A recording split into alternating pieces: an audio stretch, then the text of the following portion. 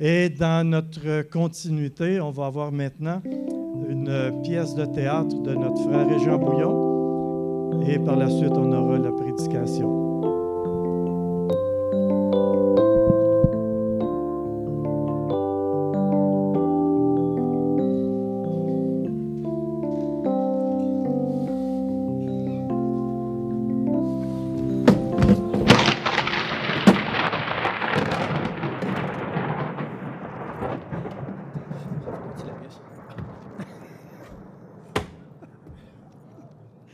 Merci.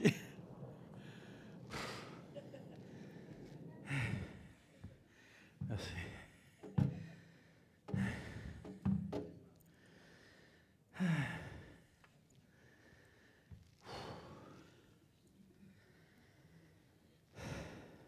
Notre Père qui est aux cieux. Oui. C'est qui ça? Qui est là? Tu m'as appelé? Non, je prie.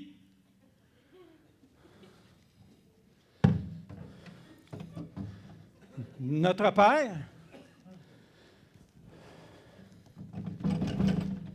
qui est aux cieux. Là, tu l'as encore dit. Mais qu'est-ce que j'ai dit? Tu m'as appelé. Tu as dit notre Père. Je t'écoute. À quoi penses-tu? Ah, rien du tout. Je prie. Je fais rien de mal, non? Non. Au contraire. Continue ta prière. Que ton nom soit sanctifié. Que veux-tu dire par là? Bien, ce que je veux dire. Je sais pas, moi, ça fait partie de la prière. C'est écrit dans le texte. Non, est différent des autres noms. Mon nom est Je suis. Cela ne dit rien. Ben si, j'avais jamais pensé avant, mais bon, on va dire. Que ton règne vienne, que ta volonté soit faite sur la terre comme au ciel. Qu'est-ce que tu fais pour que ton règne vienne? Mais qu'est-ce que je fais? Moi, je sais rien. Il me semble que ce ne serait pas si mal si tu venais si bas, ici à terre, sur la terre, régler toutes choses comme tu fais si bien dans le ciel. Est-ce que je dirige ta vie? Ah non, je sais que tu ne diriges pas rien, mais je suis capable de diriger toutes mes affaires. Tout est bien contrôlé par moi-même. Je fais mes choses. Puis c'est moi qui est le boss de mes culottes. Tu sais, mon règne a déjà commencé. Mon royaume est en ceux qui suivent les traces de mon Fils Jésus-Christ. Es-tu sûr de marcher dans ses pas? Écoute, Dieu, je suis aussi bon que toutes ces personnes qui viennent ici le matin à l'Église. Comment veux-tu que ma volonté soit faite si ceux qui la demandent ne commencent par l'accomplir? Ah, je sais, j'ai des problèmes. Je ne suis pas un saint. Ben, moi aussi, je le sais. Bien.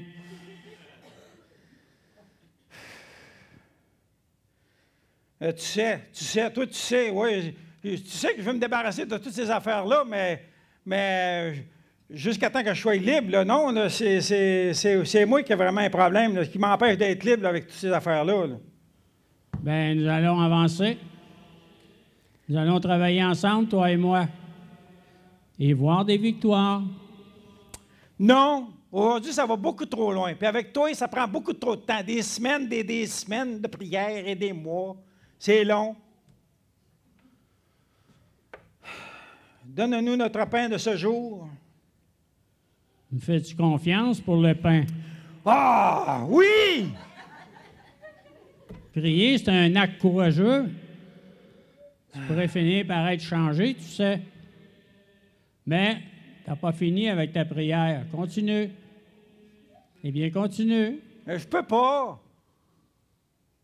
Tu as peur. Je sais de ce que tu vas me dire. Essaie donc, tu verras. Essayez. Pardonne-nous nos offenses comme nous pardonnons aussi à ceux qui nous ont offensés. Tu penses à une personne. Ah, je savais que tu allais me parler de cette personne-là! Qu'est-ce que c'est ça? Elle m'a fait beaucoup trop de mal, tu sais, Seigneur, puis moi, j'ai juré de me venger. Mais ta prière, Ben, la prière, ben voyons, c'est juste, ça fait partie du texte, c'est écrit dans le texte. Eh bien, t'es franc au moins. Mais c'est pas facile de porter la haine en soi, n'est-ce pas? Non, c'est pas facile. Mais je veux dire, une fois que je m'aurai vengé, je filerai beaucoup mieux. Ça n'ira pas mieux. Au contraire, tu es déjà tellement triste et ton fardeau est très lourd, mais moi, je peux changer tout ça. Toi, tu peux changer ça. Puis comment? Pardonne à cette personne, comme au jour où moi je t'ai pardonné. Non, je peux pas pardonner à cette personne-là. C'est impossible. Je peux pas. Que dirais-tu dans ta prière? Bon, OK, je vais essayer. Je ne sais pas si je vais être capable, mais je vais essayer de lui pardonner. Mais je ne sais pas si tu viens lui parler le matin, si tu viens... puis je ne sais pas si elle te prie à chaque matin, j'en ai aucune idée. Ce n'est pas ce qui m'arrête. Finis ta prière. Ne nous soumets pas en tentation, mais délivre-nous du mal. C'est ce que je ferai. Et toi, éloigne-toi du mal. Apprends à vivre dans mon amour avec tes frères et sœurs qui prononcent le nom de mon Fils Jésus-Christ.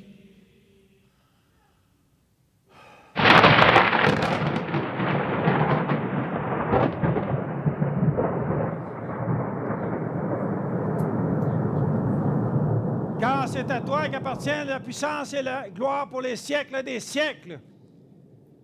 Que la grâce et la paix t'accompagnent aujourd'hui et tous les jours de ta vie, mon enfant. Amen.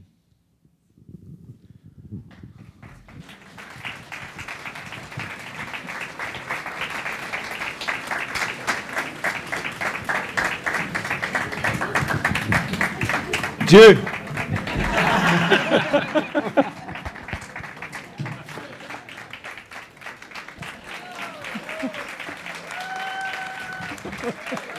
Félicitations, c'est bon, bien réussi. Hein?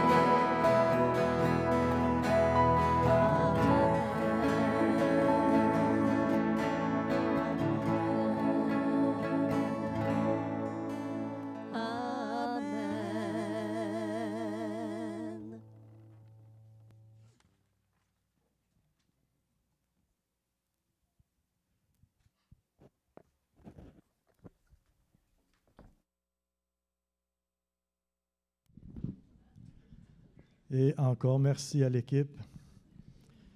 Nos jeunes amis peuvent maintenant nous quitter pour l'école du dimanche, pour un enseignement adapté plus pour eux.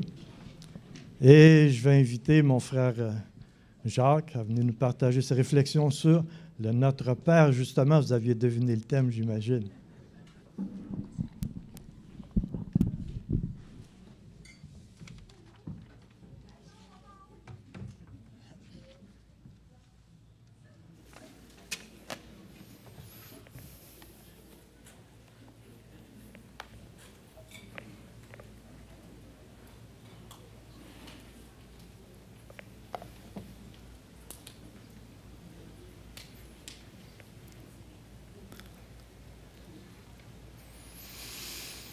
Bonjour tout le monde.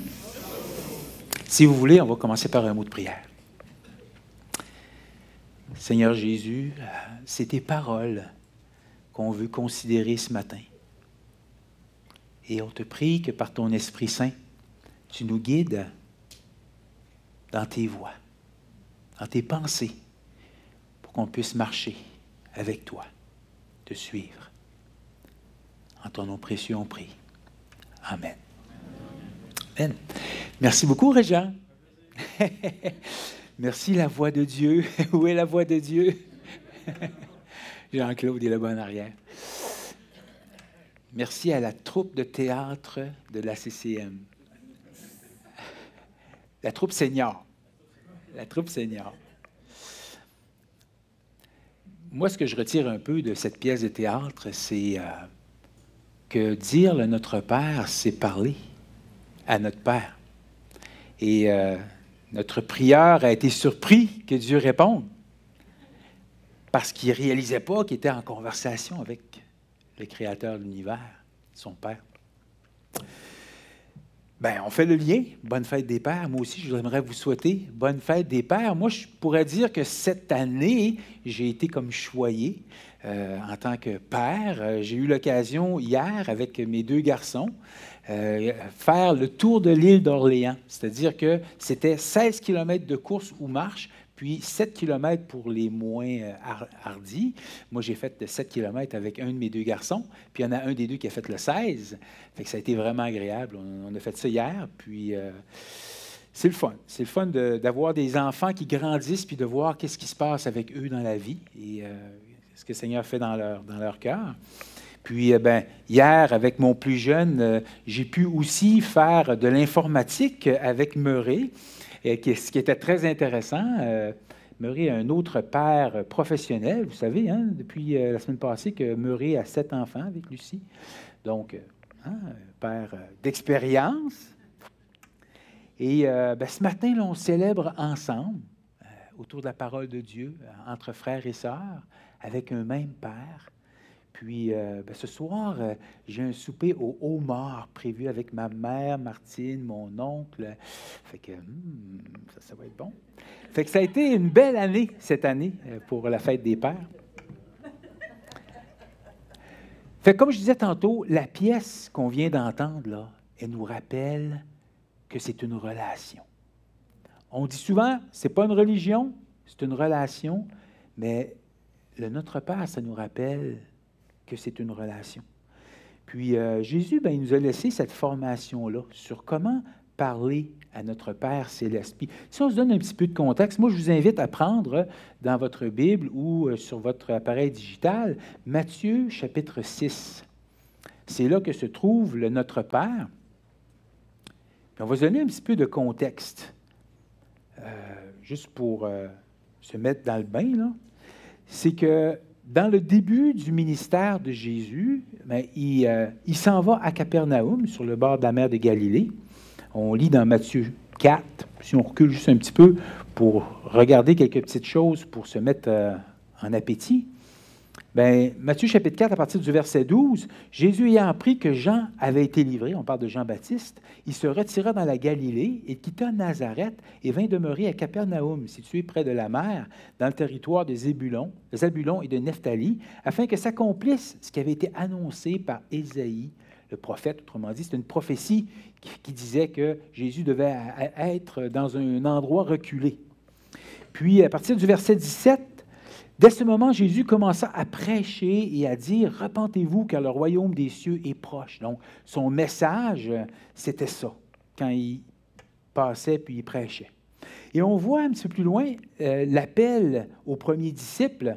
Là, on voit au verset 18 qu'il marchait sur le long de la mer de Galilée, puis il voit deux frères, Simon, appelé Pierre, puis André, son frère. Puis qu'est-ce qu'il leur dit? C'est quoi son appel à ces deux hommes-là? « Suivez-moi et je vais faire de vous des pêcheurs d'hommes. » Ça implique un changement dans leur vie. « Suivez-moi, puis je vais faire de vous quelque chose d'autre que ce que vous êtes présentement. Je vais faire de vous des pêcheurs d'hommes. » Verset 20, intéressant. « Aussitôt, ils laissèrent leur filet et le suivirent. » Là, on voit un petit peu au verset 21, de là étant allé plus loin, il vit deux autres frères, Jacques, fils de Zébédée, et Jean, son frère, qui étaient dans une barque avec Zébédée, leur père, qui réparait leur filet. Même chose. Il les appelle, « Suivez-moi. » Et aussitôt, ils laissèrent la barque et leur père et le suivirent. Ça, c'était le début. Puis là, on voit Jésus dans son ministère en Galilée, verset 23, il parcourt toute la Galilée, enseigne dans les synagogues, prêche la bonne nouvelle du royaume, guérit toute maladie, toute infirmité parmi le peuple. Ça, c'est un verset qui m'inspirait beaucoup quand j'étais chiropraticien. Je me disais, waouh, je peux faire ça moi aussi, enseigner dans les églises, prêcher la bonne nouvelle aux gens que je rencontre, puis guérir. Là, je ne peux plus guérir. Je suis à la retraite, je ne suis plus chiropraticien, mais je peux continuer de faire les autres choses. Verset 24, sa renommée se répandit dans toute la Syrie, et on lui amenait tous ceux qui souffraient de maladies, de douleurs, de divers genres, des démoniaques, des lunatiques, des paralytiques, et il les guérissait.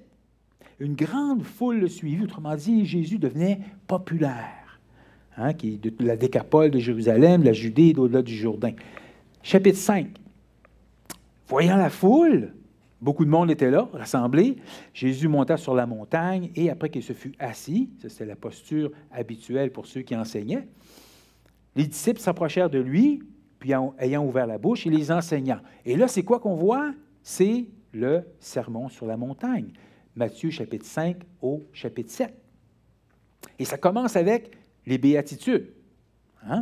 Les béatitudes à partir du verset 3, « Heureux ceux qui, heureux ceux qui, heureux. » Vous voulez être heureux dans la vie? Voici la prescription. Voici comment faire pour être heureux dans la vie. Un petit peu plus loin, il va parler de la convoitise, par exemple, l'adultère, le divorce. Il va parler de la vengeance. Il va parler d'aimer nos ennemis. Il va parler du formalisme religieux, c'est-à-dire que la religiosité ou la religion en surface, comment est-ce que c'est pas ça, l'œuvre de Dieu? Au fond, le sermon sur la montagne, c'était la constitution du royaume. C'est comment ça fonctionne dans le royaume de Dieu. Et là, arrive le passage qu'on veut examiner ce matin. Jésus va donner un cours prière 101. Une petite formation continue. Il n'y en a pas de formation continue ce soir, c'est en pause, là. Mais on en a une ce matin. C'est sur la prière. Prière 101. Il va commencer par dire comment ne pas prier. Il va au verset 5. Matthieu 6, à partir du verset 5, « Lorsque vous priez, ne soyez pas comme les hypocrites, qui aiment à prier debout dans les synagogues et au coin des rues pour être vus des hommes. Je vous le dis en vérité, ils ont leur récompense. Parce qu'ils voulaient quelque chose d'horizontal. La gloire des hommes, ils l'ont. Ils la reçoivent. » Verset 6, « Mais quand tu pries, entre dans ta chambre, ferme ta porte et prie ton Père qui est là dans le lieu secret, et ton Père qui voit dans le secret te le rendra. » Fait qu'au fond, Dieu, il sait, il voit, il sait ce que tu as besoin. Sois pas en train d'essayer de te glorifier auprès des hommes.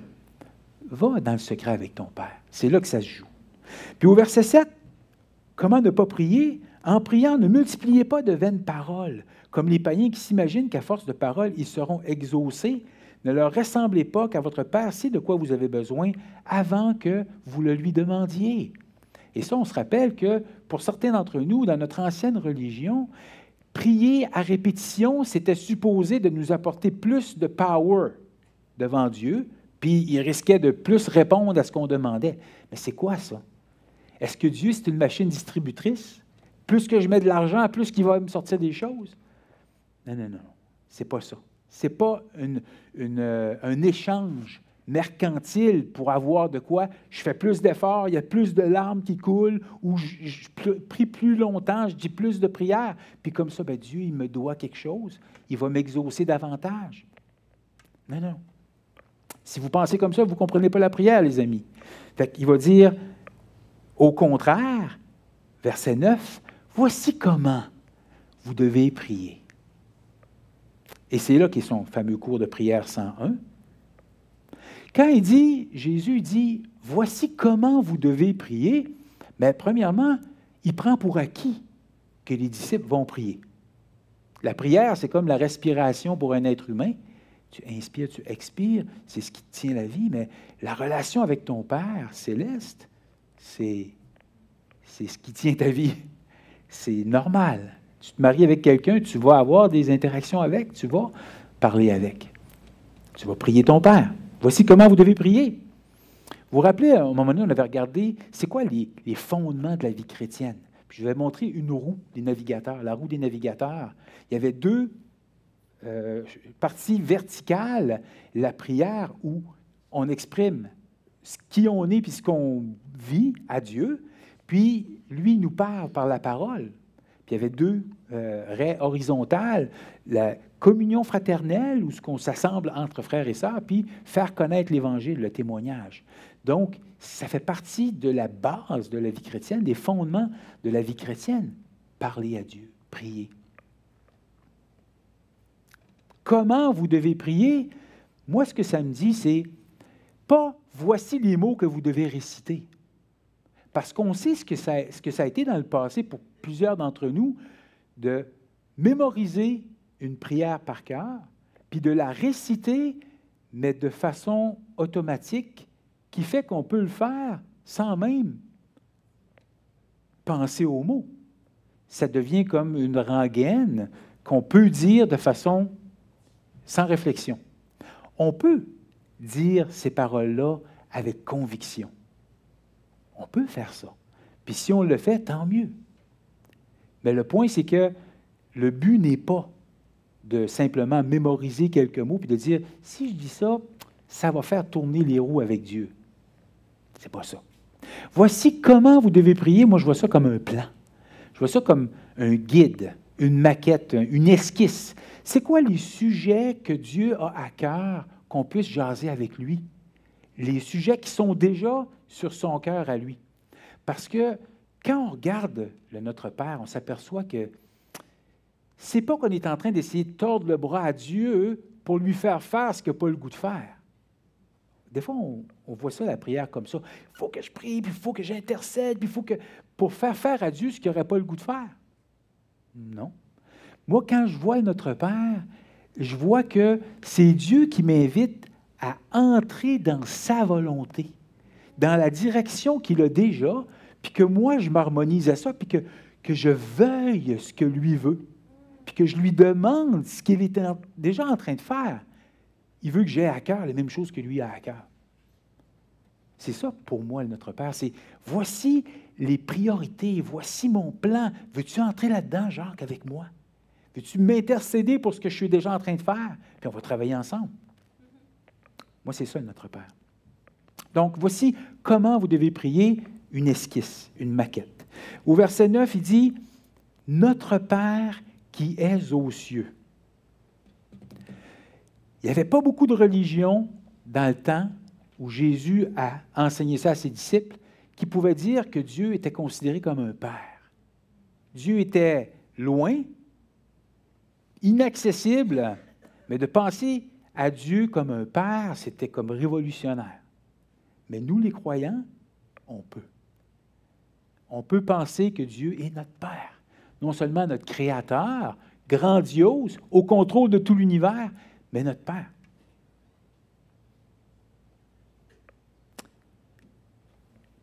Notre Père. Pourquoi pas mon Père? Papa, mon Père. Pourquoi? Vous devriez prier comme ceci. Notre Père, au pluriel. Nous, les Nord-Américains, là, c'est « me, myself and I ». C'est moi le centre de l'univers. On en parle souvent. L'enfant, il naît comme ça. Tout tourne autour de lui, Puis quand on grandit en tant qu'adulte, souvent, on est encore un peu comme ça, naturellement. Mais Dieu nous dit, pense pas à moi, pense à nous. Pense en collectivité. Notre Père, ça veut dire, je suis une créature, puis si je suis racheté encore plus, mais je ne suis pas seul là-dedans. Il y a mon épouse, il y a mes enfants, ma famille, il y a mes frères et sœurs dans l'Église, il y a ceux qui ne connaissent pas encore. Notre Père, c'est la prière que Dieu nous enseigne que Jésus nous enseigne à adresser à Dieu, ça inclut beaucoup de monde. C'est missionnaire, c'est stratégique pour l'ensemble de la planète. L'amour de Dieu pour nous, là, il est là, puis il dépasse nous. Il veut s'expansionner plus loin. Donc, notre Père. Notre Père qui est aux cieux, il y a deux vérités là qui sont: mon Père, c'est celui qui prend soin, qui protège, qui pourvoit, qui voit à mes besoins, mais qui est aux cieux, ça me parle de sa grandeur, de sa majesté, de sa toute-puissance, du fait qu'il mène l'univers. C'est mon Père, je suis familier avec, je l'aime, mais il y a quelque chose d'étrange, puis de grandiose, puis d'inaccessible aussi. Comment est-ce que les deux se retrouvent un avec l'autre, un à côté de l'autre? Notre Père qui est aux cieux, ben moi, il y a juste un mot qui me vient en tête: Jésus. Comment est-ce que le Dieu 3 fois saint et inaccessible de l'univers peut devenir mon Père qui prend soin, qui est prêt à mourir sur la... Tu sais, que Jésus est prêt à mourir sur la croix? Jésus. Fait que moi, quand je commence le Notre Père, quand je commence à réfléchir le Notre Père, c'est toujours Jésus qui me vient en tête. Pourquoi je peux dire Notre Père qui est aux cieux? À cause de Jésus. À cause que Jésus a fait irruption dans ma vie quand j'avais 20 ans, puis qui a changé le cours de ma vie. Je peux dire Notre Père qui est aux cieux. Notre Père qui est aux cieux, là, c'est des requêtes. Ce n'est pas tant de la louange puis de l'adoration, parce que quand on dit Notre Père qui est aux cieux, c'est là qu'on est en louange, puis en adoration, puis en reconnaissance. Mais ce qui va suivre, c'est 6 requêtes. 6 requêtes pour des sujets qui tournent autour de Dieu. Nous, on aurait aimé dire « moi, donne-moi, donne-moi, donne-moi ». Mais les 3 premiers sujets tournent autour de Dieu. Un beau rappel que c'est Dieu le centre de l'univers, puis on gravite autour de lui. Puis les 3 dernières requêtes sont pour nos besoins, mais à la lumière de la grandeur de Dieu. Fait allons-y voir dans ces 6 requêtes-là. Les 6 requêtes, c'est à propos de ton nom, à propos de ton règne, à propos de ta volonté. Puis les 3 dernières, c'est à propos de nos besoins à la lumière de ta grandeur, notre relation à la lumière de ta personne, puis notre protection à la lumière de ta personne. Fait que donc, on commence avec Dieu au centre, les 3 premières requêtes, au verset 9, que ton nom soit sanctifié. Qu'est-ce que c'est le nom d'une personne? C'est sa réputation. C'est comment on le connaît. C'est qu'est-ce qu'on perçoit de cette personne-là quand on entend son nom. Son nom, est-tu bon? Son nom est bon dans le sens qu'il est honnête, il paye ses dettes. Son nom est bon. Mais s'il ne paye pas ses dettes, puis, mais son nom n'est pas bon d'un magasin ou dans un commerce. Donc, le nom de Dieu, c'est ce qu'on comprend de lui quand on pense à lui. Sa réputation. Mais que ton nom soit sanctifié, ça veut dire quoi? Sanctifié, ça veut dire mettre à part. C'est comme la vaisselle là, qu'on utilise seulement pour la grande visite, là, on la met à part dans un vaisselier, puis on la sort seulement dans des circonstances bien particulières. Donc, le nom de Dieu, qui soit sanctifié, qui soit mis à part, ça veut dire qu'il soit considéré comme, wow, à part de tout, au-dessus d'une autre catégorie, sans égal. Que tout l'univers existe, puis il est là, puis il y a Dieu, son nom, sa personne, sa réputation, au-dessus de tout. Tu sais, dans le hockey, là, il y a certains joueurs qui ont dépassé tous les autres. On pense à Gretzky, on pense à Lafleur. Ils étaient dans une catégorie à part. Mais le nom de Dieu, là, encore plus haut que ça. Dans une catégorie complètement à part.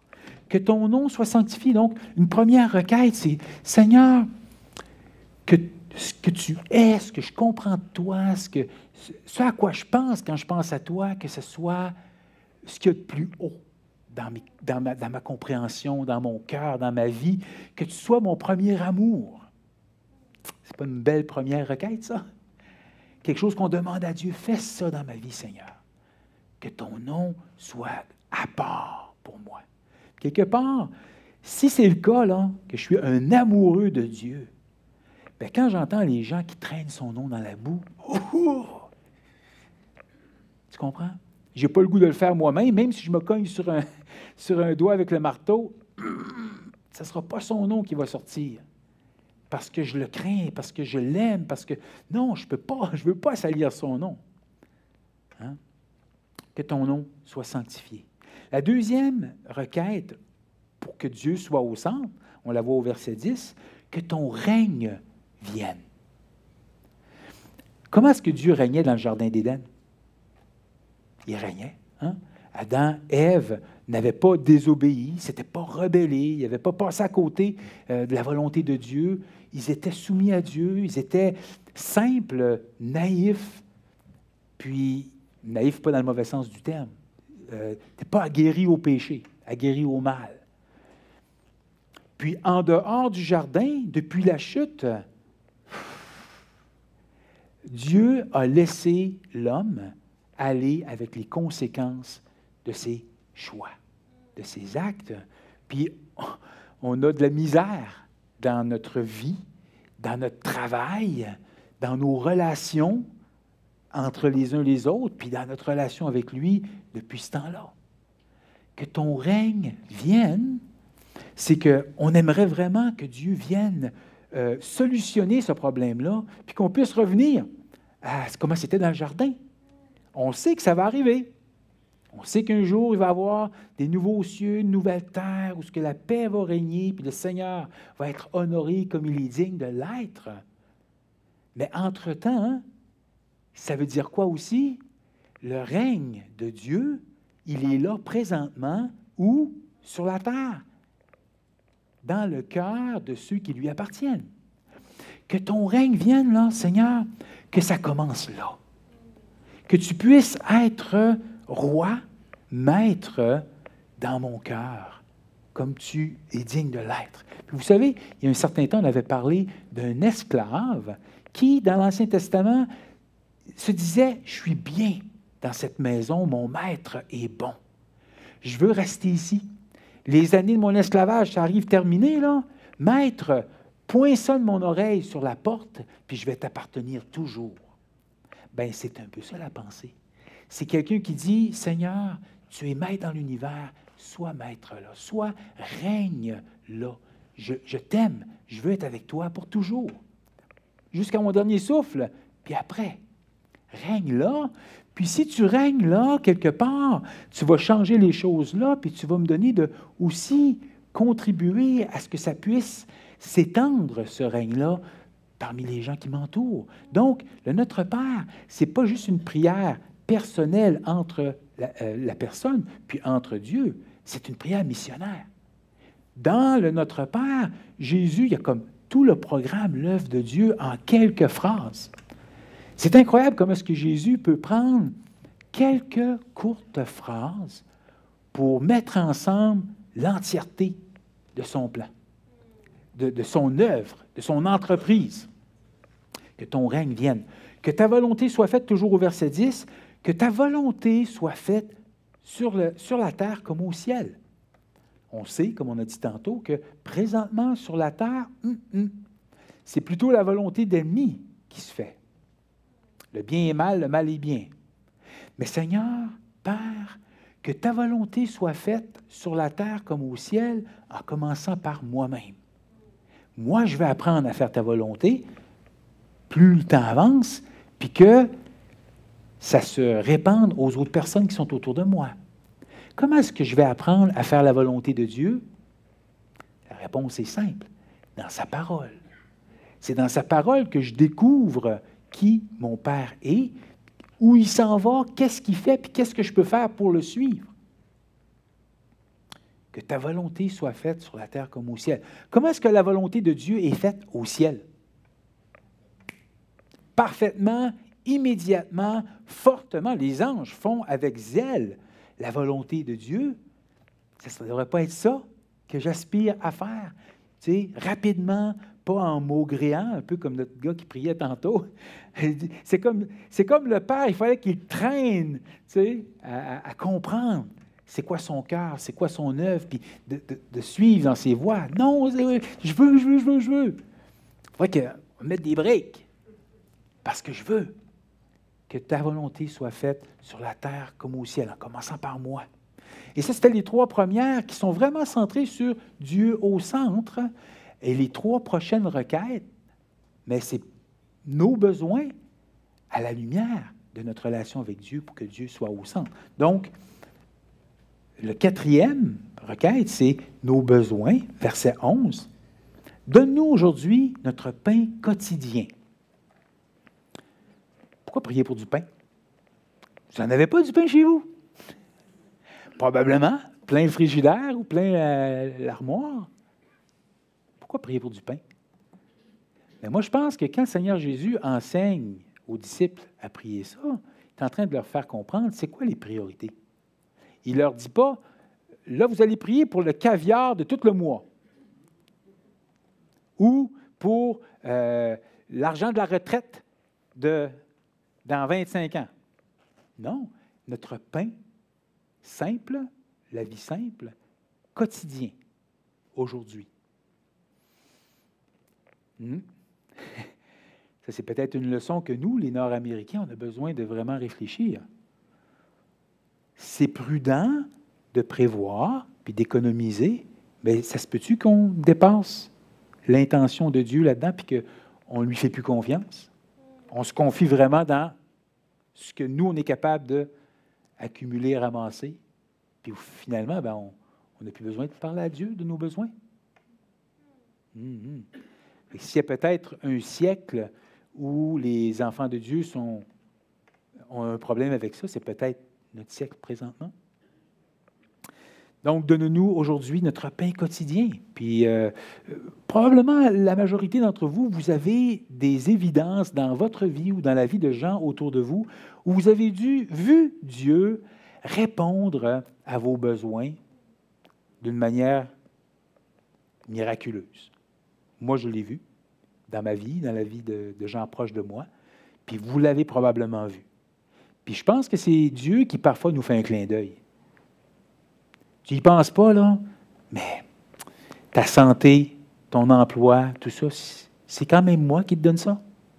Puis si je veux que ça ne soit plus comme ça, puis ça soit d'une autre manière, je suis capable de faire ça aussi. Tu pourrais me faire confiance pour aujourd'hui, pour demain. Donne-nous aujourd'hui notre pain quotidien. La 2e requête, pour nos besoins à la lumière de Dieu au centre, c'est par rapport à notre relation. Puis c'est au verset 12. Pardonne-nous nos offenses, nos péchés. Pardonne-nous nos offenses. Et ça, là, dans la pièce de théâtre, je pense que c'est là que notre prière a réagi le plus fort. « Ah non, Seigneur, je savais! » Pardonner. Est-ce que ça se peut que c'est une des choses les plus difficiles à faire dans la vie chrétienne? Quand on a vraiment été blessé. Il y a des affaires qu'on peut passer par-dessus, tu sais, on comprend, puis oui, OK.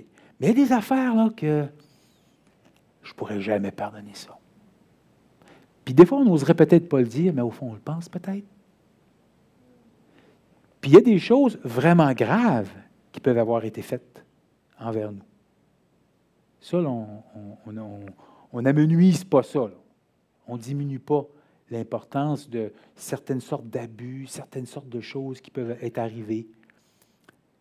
Puis moi, je peux vous dire que j'ai eu une belle enfance. Je n'ai pas été abusé dans mon enfance. Mais dans ma marche chrétienne, j'ai vécu des choses que je pourrais vous dire que pardonner, là, ça a été des gros morceaux. Puis parfois, je pourrais vous dire que de pardonner, ça n'empêchait pas que l'amertume ou le ressentiment pouvait revenir à un autre moment donné pour la même situation. C'est pas style « Ah, Seigneur, je pardonne à cette personne-là, puis après ça, c'est oublié, je n'y pense plus, puis j'ai jamais plus de problème avec ça. » Non, il y a certaines choses que j'ai eu à pardonner, là, que j'ai eu à revisiter, puis de dire « Non, Seigneur, cette personne-là, je l'ai pardonnée, puis je ne veux pas revenir dans l'amertume, ni dans le désir de vengeance, ni dans le ressentiment, ni dans la colère. » Ça peut être un pardon à revisiter, puis à reconfirmer. Mais pardonne-nous nos offenses. Puis ça nous fait prendre conscience qu'on n'est pas arrivé encore là. Des fois, on ne pense pas à ça, mais si on pensait à une journée, là, tout ce qu'on a dit, fait, pensé, pas fait, il y a des choses là qu'on a entre nous et Dieu. Puis qu'est-ce que ça fait? Bien, ça nous cache sa face, puis ça l'empêche de nous écouter, quelque part. Ça brouille la relation, ça vient s'insérer entre nous et notre intimité avec notre Père. Fait que c'est important. Et là, il dit quelque chose qui n'est pas facile, parce que demander pardon, c'est une chose, mais pardonner, c'est l'autre chose. Hein? Il dit, comme nous aussi, nous pardonnons à ceux qui nous ont offensés. Puis c'est ça qui choquait notre prière. Pas capable d'y pardonner à lui ou à elle. Je ne veux. Mais après ça, c'est OK. Je n'ai pas le choix vraiment, là. Peux-tu me rendre capable de. Ça, c'est l'étape qu'il faut franchir. Puis après ça, compter sur lui pour. Puis ce n'est pas nécessairement oublier. On n'oubliera pas nécessairement les faits, mais est-ce qu'on est prêt à renoncer à la vengeance? À renoncer aux mauvais sentiments envers la personne? Puis est-ce qu'on est prêt à prier pour la personne? Demander au Seigneur son bien. Puis à dire au Seigneur, Seigneur, fais-lui du bien. Bénis-le, bénis-la. Puis si je la rencontre, permets qu'on puisse se réconcilier. Oh!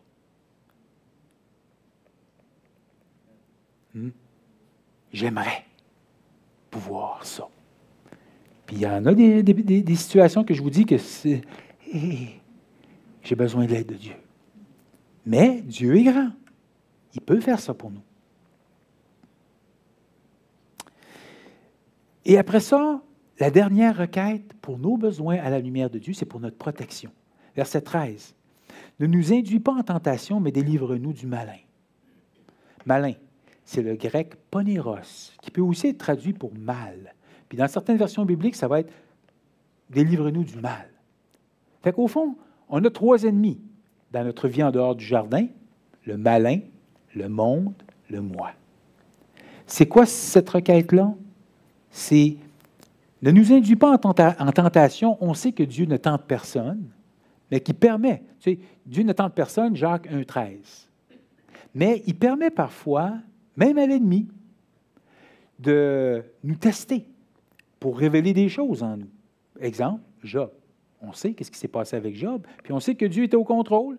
Il donnait des paramètres à Satan, mais il permettait que Job soit testé pour des raisons qui lui appartiennent. Je te fais confiance, Seigneur. Mais ne nous induis pas en tentation, délivre-nous du mal ou du malin. C'est comme, je ne veux pas tomber là. Je ne veux pas te désobéir, je ne veux pas te déshonorer, je ne veux pas pécher contre toi. Garde-moi loin de ça. Puis comme Dieu a dit à notre prière, garde-toi du mal. Hein? Ce n'est pas style, Seigneur, garde-moi, délivre-moi du malin, puis moi, je m'en vais me lancer dedans. Non, c'est moi, je vais aussi apprendre à proactivement ne pas aller me lancer dedans. Mais aide-moi. Donne-moi des antennes pour voir les pièges, puis de passer à côté. Je ne veux pas aller là. Je veux pas. Je veux te craindre. Je veux t'aimer. Je ne veux pas te déplaire. C'est pas que je me dis que je vais aller en enfer si. Non. Mais c'est que j'aime mon Père. Je ne veux pas lui désobéir. Je ne veux pas créer du trouble dans la relation entre moi et lui. Puis là, il dit, c'est ça, c'est entre crochets, dans la plupart de nos Bibles. Car c'est à toi qu'appartiennent dans tous les siècles le règne, la puissance et la gloire.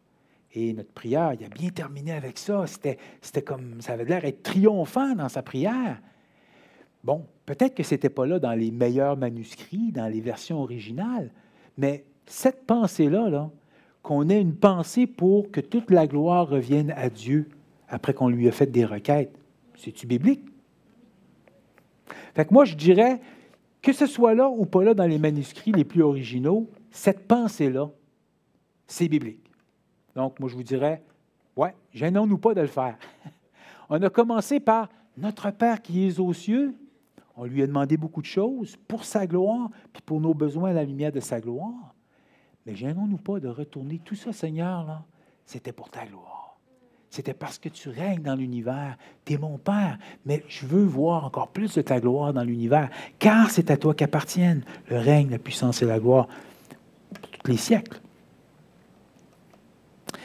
Le noyau de cette prière-là, la gloire de Dieu, bien, il y a comme un point important, puis on voit, ça revient au verset 14. Jésus revient sur quelque chose. Sur quoi il revient? Cette petite portion-là qui a fait réagir notre prière. Si vous pardonnez aux hommes leurs offenses, votre Père céleste vous pardonnera aussi, mais si vous ne pardonnez pas aux hommes, votre Père ne vous pardonnera pas non plus vos offenses. Là, il revient sur le point numéro 4, notre relation avec lui. Si le péché, le manque de pardon, bloque ma relation avec mon Père, qu'est-ce qui reste? Ça donne quoi de prier? C'est comme si le Seigneur dit, « Ouais, Jacques, je suis content que tu veux passer du temps avec moi, mais il y a de quoi qu'il faut qu'on règle avant. »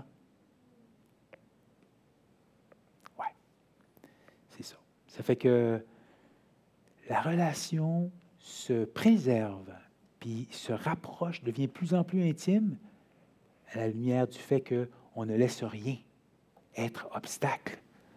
Le manque de pardon, le manque de confesser nos propres péchés à Dieu puis à quiconque est concerné par nos péchés, mais le manque de pardon aussi envers quiconque a péché contre nous. Fait qu'au fond, je vous laisse avec une chose. La question serait, est-ce que Dieu est ton Père? Hein? Puis cette question-là, ben, au fond, si on la traduit, ça veut dire, c'est qui pour toi Jésus? Comme on disait tantôt. Est-ce que Jésus est quelque part quelqu'un que je ne connais pas trop ou est-ce qu'il est mon sauveur? Est-ce qu'il est l'agneau sacrifié pour mes péchés? Bien, si c'est le cas, voici comment tu dois prier. Prions. Seigneur, il y a tellement de profondeur dans ces paroles.